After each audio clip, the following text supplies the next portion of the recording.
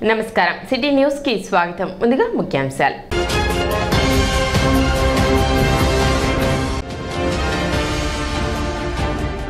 భారత మాజీ ప్రధాని స్వర్గీయ పివి నరసింహారావుకు భారత రత్న రావడం తెలుగు వారందరికీ గర్వకారణం జనసేన పిఎస్సి చైర్మన్ నాదెండ్ల మనోహర్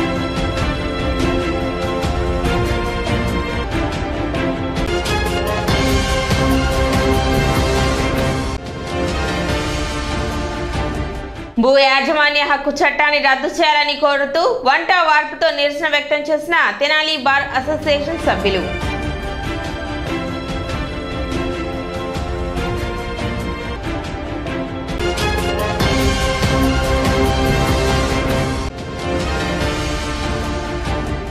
మార్చి 8వ తేదీ జరిగే మహాశివరాత్రి తిరునాళ్ల ఏర్పాటుపై సబ్ కలెక్టర్ ఆధ్వర్యంలో జరిగిన సమన్వయ కమిటీ సమావేశం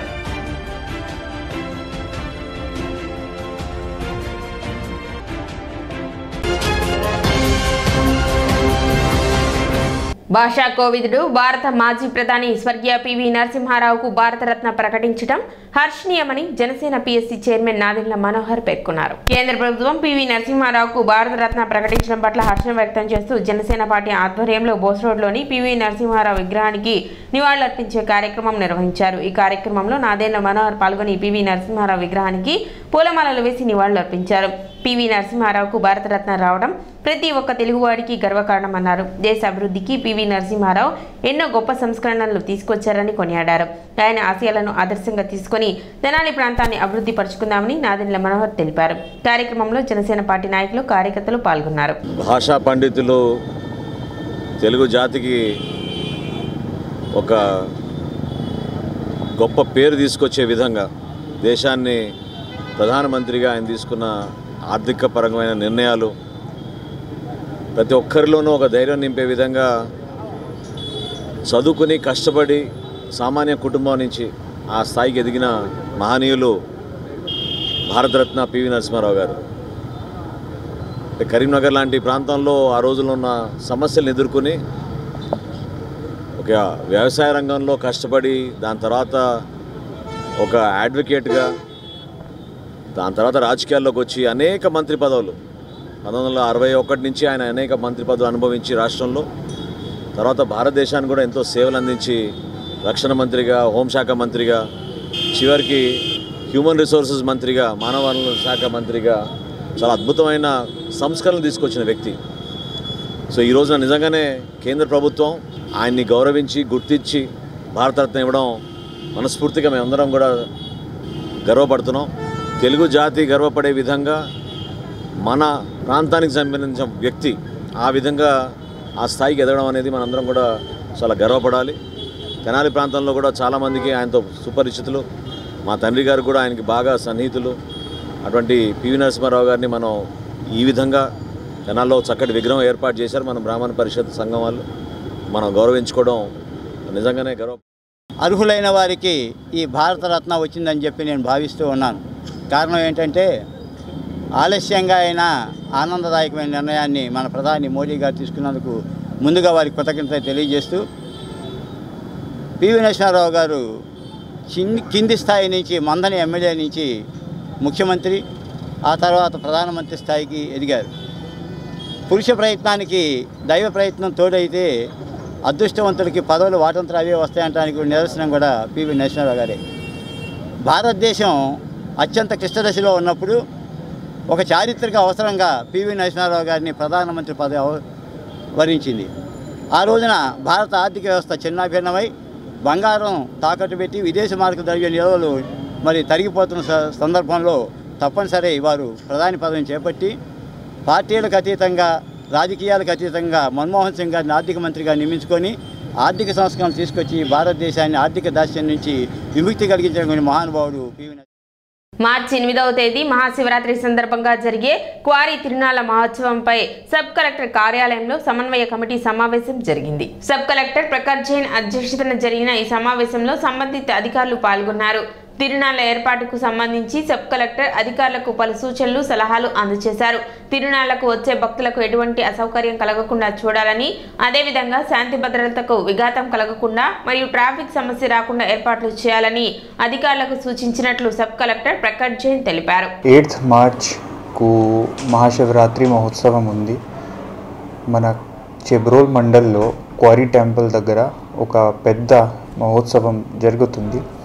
ఆ మహోత్సవం కోఆర్డినేషన్తో ఒక మీటింగ్ ఈరోజు సబ్ కలెక్టర్ ఆఫీస్లో జరిగింది.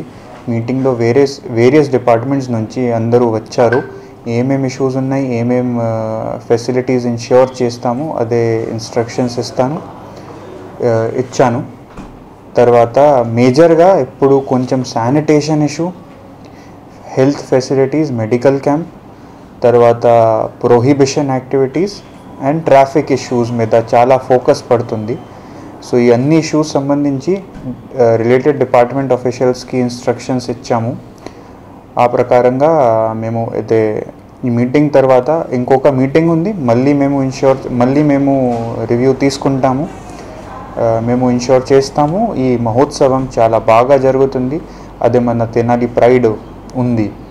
ఆ క్వారీ టెంపుల్ కూడా చాలా ఓల్డ్ టెంపుల్ ఉంది. ఈ మహోత్సవం కూడా మన ట్రెడిషన్లో ఉంది. సో ఇదే మనము ఇన్ష్యూర్ చేస్తాము. ఈ మహోత్సవం చాలా బాగా. భూ యాజమాన్య హక్కు చట్టం 27/23ను వెంటనే రద్దు చేయాలని తెనాలి బార్ అసోసియేషన్ ఆధ్వర్యంలో చేపట్టిన నిరసన దీక్షలు కొనసాగుతున్నాయి. గత 66 రోజులుగా జరుగుతున్న దీక్షల్లో భాగంగా వంట వార్పు చేసి నిరసన వ్యక్తం చేశారు.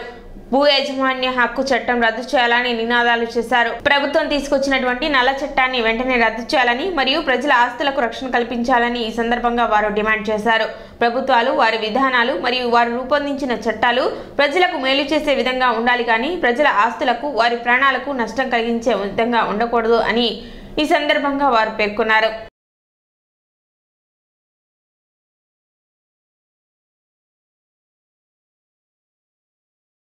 డిస్ట్రిక్ట్ ఫెడరేషన్ వారి పిలుపు మేరకు మా తెనాలి బార్ అసోసియేషన్ తరఫున ఈ ల్యాండ్ యాక్ట్ 27/23 రద్దు చేయాలని, జీవో నెంబర్ 512/23ని తక్షణమే రద్దు చేయాలని కోరుతూ మేము ఈ శిబిరాన్ని ఏర్పాటు చేసుకొని 50 రోజులైంది. అట్లాగే కోర్టులను బాయ్కాట్ చేసి ఇప్పటికి 66 రోజులు అవుతుంది. ఇంతగా ప్రయత్నాలు చేసినా మేము ఎన్ని దశల్లో మామూలుగా బైక్ ర్యాలీలు, అలాగే ఈ యాక్ట్ని గురించి వివరిస్తూ ప్రజల వద్దకు కూడా మేము ఒక ర్యాలీలాగా తిరగటం 2 ర్యాలీలు నిర్వహించాం.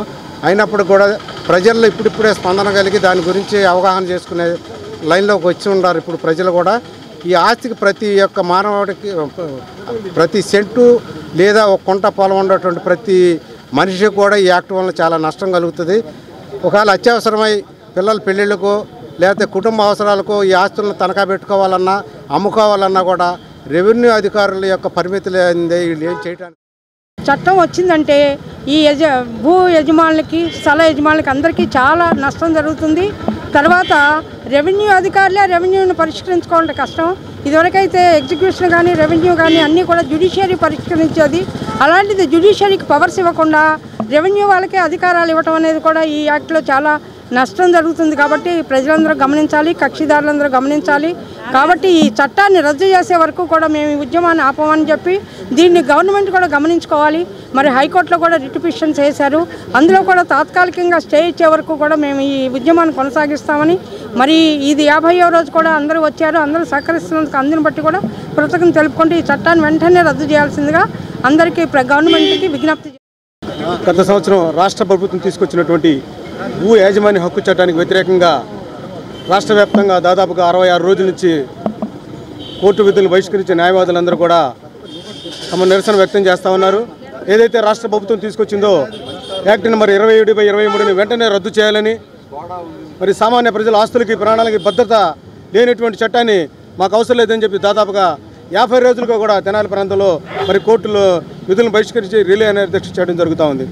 అందులో భాగంగా ఈ రోజున వంట పార్కు కార్యక్రమం ఏర్పాటు చేసుకున్నాం. న్యాయవాది మిత్రులు అలాగే గుమస్తాలు కక్షిదారులు అందరూ సహకారంతో మరి రోజున కార్యక్రమాన్ని చేసుకున్నాం. ఈ కార్యక్రమానికి విచ్చేసినటువంటి పెద్దలందరికీ కూడా న్యాయవాదులకి, మహిళా న్యాయవాదులకి, న్యాయవాది మిత్రులందరికీ కూడా ధన్యవాదాలు తెలుపుకుంటూ భవిష్యత్తులో ఈ కార్యక్రమాన్ని మరింత ఉధృతంగా చేస్తామని చెప్పి ఈ యాక్ట్ను రద్దు చేసే వరకు కూడా పోరాడతామని చెప్పి all India road transport workers federation ఆధ్వర్యంలో ప్రమాదకర క్రిమినల్ చట్టాలను రద్దు చేయాలంటూ మున్సిపల్ కార్యాలయం ఎదుట నిరసన చేపట్టారు. కార్మిక సంఘాలు, రైతు సంఘాల పిలుపు మేరకు దేశవ్యాప్తంగా చేస్తున్న నిరసన ప్రదర్శనలో భాగంగా తెనాలిలో all India transport workers federation ఆధ్వర్యంలో లారీ ఓనర్స్ అసోసియేషన్ ఆఫీస్ నుండి lorry drivers, auto drivers, mini truck drivers, బండ్ల కార్మికులు ప్రదర్శనగా మున్సిపల్ కాంప్లెక్స్ వరకు ర్యాలీ నిర్వహించారు. అక్కడి నుండి గాడిబావి మీదుగా పురవేదిక వద్ద సభ నిర్వహించారు. సభను ఉద్దేశించి నేతలు మాట్లాడుతూ డిసెంబర్ నెలల్లో పార్లమెంట్లో 3 చట్టాలు పాస్ అయ్యి రాష్ట్రపతి ఆమోద ముద్రపడిందని, అవి అమలు జరిగితే అన్ని రకాల వాహనాల డ్రైవర్స్ జైలులోనే ఉండాల్సి ఉంటుందని చెప్పారు.